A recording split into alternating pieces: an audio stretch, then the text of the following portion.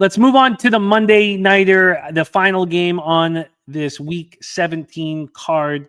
Again, there were two games that we didn't cap: Packers, Vikings, and Raiders, Saints. We needed to know what went down in the game that was just played. We are a minute and 18 seconds away from Troy and I cashing our unders. Let's roll. Monday, December 30th, 8:15 p.m. Eastern. The Detroit Lions are 13-2, 7-0 on the road. San Francisco 49ers 6-9, 4-4 at home. Levi Stadium in Santa Clara, California. With these 49ers, obviously they had two real bad football games, and they came back home. And I want to know, there was so many injury spot things that I wanted to know about the 49ers, and a lot of them were around Trent Williams, and they had lost to the Seahawks at home 2017. Then they went into Green Bay and got destroyed 38-10. Then they went into Buffalo and lost 35-10. And then they came home. And I should have been able to put together now, obviously they had this, team-led meeting.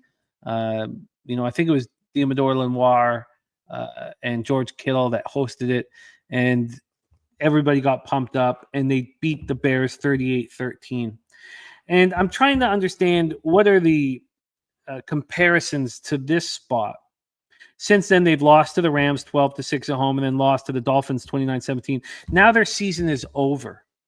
They have no chance at anything, and the Lions have so much on the line. So I almost bet this. And I was like, you know what? Talk it out first. But I almost bet the Lions -3.5 and the double result. I was getting -3.5 at -105 and the double result at +110 at the time. The reason why I didn't bet it was because, of course, and this is always what your subconscious will do. Of course, I think the Lions are the play because I, like an idiot, faded them against the Bears in Chicago, and they dominated. So, of course, I see that. I think, the Lions are going to keep rolling. But why wouldn't they keep rolling? And why wouldn't their points be scored heavy? We've seen this move to the under early.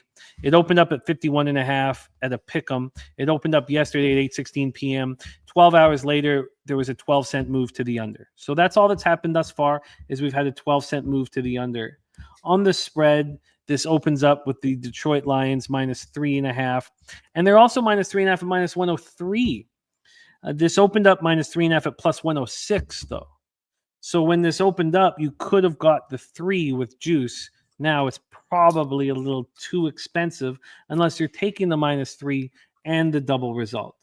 Let's get into the cash flow here. From a cash flow standpoint, we have 74% of the tickets and 94% of the cash on the Lions. Well, it hasn't moved that much if that's the case. You have 58% of the tickets and 48% of the cash on the under. Watching the Detroit Lions play right now, I don't know who would want to have their money on an under. Let's start with the Lions. Also, it's a little cooler than you would imagine. Now it starts at 5:15 p.m. on Monday, but it's cooler than I thought it'd be. 43 Fahrenheit, partly cloudy, 4 miles per hour. The Detroit passing offense, second in the league, 264.7 yards per game, while their rushing offense is sixth. They get 143.9 yards per game, and Jameer Gibbs, the man now with Monty hurt.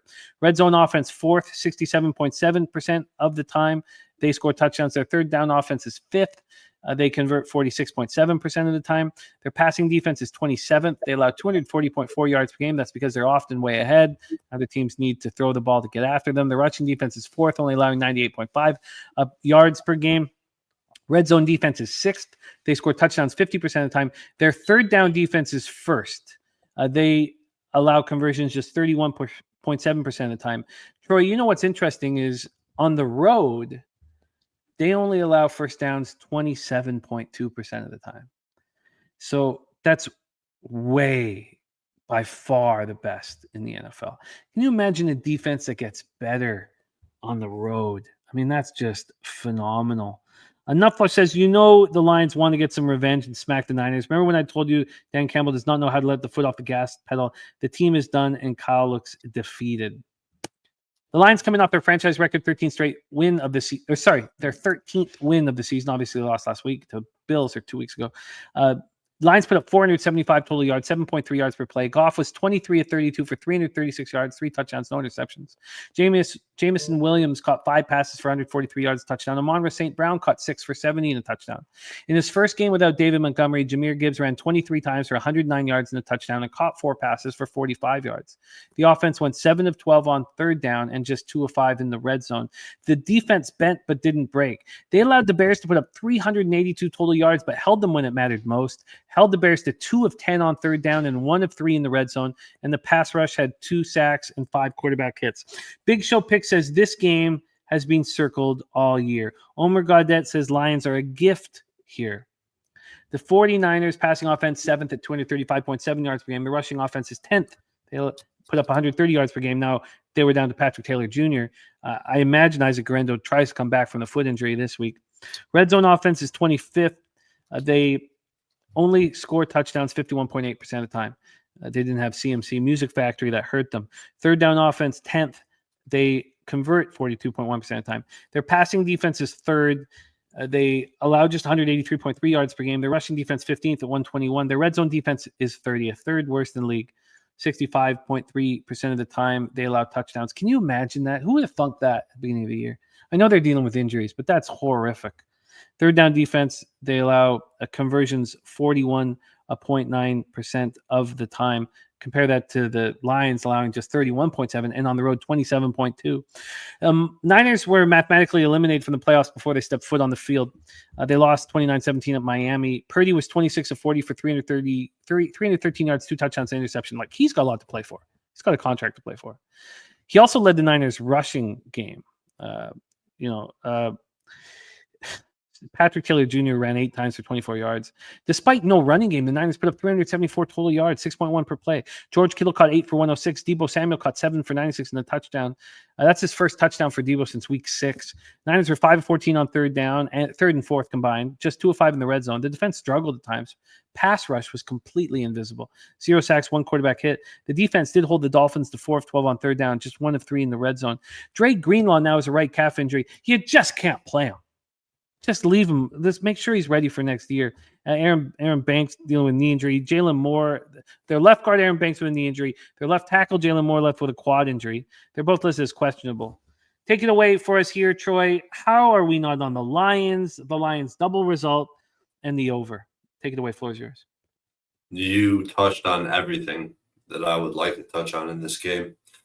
Yet the Lions off a loss in a must-win spot, with playoff revenge, with database support. What else could I do but recommend a Lions bet in this situation? It's just so ugly because my card gets so kind of jam-packed. Outside of the Cowboys, which I did add at 9.5, minus 104, I don't think I'm going to be on another dog this week, and I don't think there's any reason to be. Road favorites. I talk about these home dogs, 3.5. I'm just going to speak about it in the other terms, right? Road favorites that open and close between 3 and 6. I already talked about the 3.5, 4, that you want to bait these home dogs. But in prime time, because let's narrow it down, 12 and 4 ATS, 13 and 3 straight up. If it's out of division, 8 and 2 ATS, 9 and 1 straight up. That 10-game sample right there, all of those games are after week 10 when it's out of division. So very, very, I would say, a lot of confluence there with the database. There's only one way to look in this game, Jim. Do we buy down to a 3? Do you believe in buying down to a 3? Because guess what? Those 2 losses, ATS, both landed on 3. I don't mind the 3 if you add the double result. I've done that. I did that with the Colts last week. I don't mind paying the juice if you're with the Chiefs too, didn't you? With the Chiefs, yes, I did. I did the exact same thing with the Chiefs. Exact same thing. So I don't mind it. I think it's a fine thing to do. I'm just curious to see. So because it's moved 5 more cents at 365, it's now minus 3.5, minus 110. As I told you, it was minus 105 today. But the Lions double results still plus 110. This needs to be bet now, not tomorrow. Now, Lions minus 3.5 or 3. How much would the 3 cost me here? I'll see what it would get a 3 minus 130 right now. Nothing wrong with that. I can get the minus 3, minus 128. And move on it now. Take the 3, the double result. I got them both. I got the double result 110. Now, the over, though, Troy, looks like it's slightly moving to the under. So we can wait. I don't think that needs to be bet immediately. No, I'm not going to be looking to bet the total in this game. I feel very strong about the side.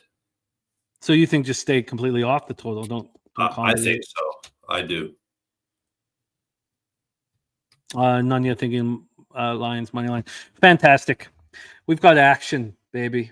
That's all we Love it. need. I love it. Okay, great work. That is week 17